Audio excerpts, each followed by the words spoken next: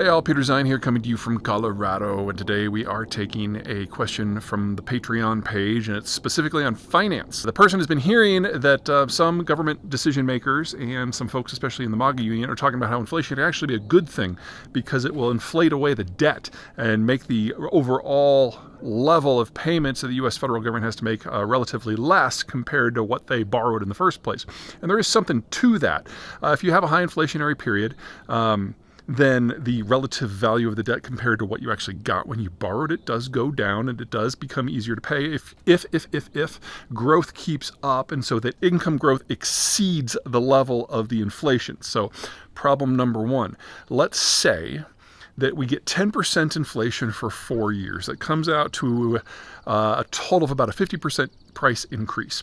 If income does not grow faster than that, you've actually dug yourself into a little bit of a hole. So careful what you wish for here, because there aren't a lot of people out there, certainly not a lot of countries, that expand their income by more than 50% in 4 years. So that's problem one.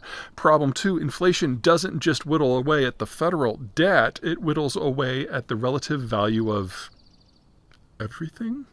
So think of the stock market. That's worth $50 trillion. Do you want to reduce that by half? Because that's more than the U.S. government owns in debt.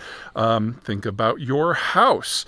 Do you want that to be reduced? That's another $35 trillion for private single-family homes, another $11 trillion for the bond market, not counting federal debt, of course, and another, 15 trillion for, say, commercial real estate, another 5 trillion for farm real estate. The point is that inflation doesn't just hit one thing. So it raises the cost of living. And if your income doesn't keep up, life kind of sucks. So hurting all of these asset classes that pretty much all Americans have all of their savings in order to whittle down the one debt class, because we can't seem to get anyone in government who can do basic math. I would vote against this solution.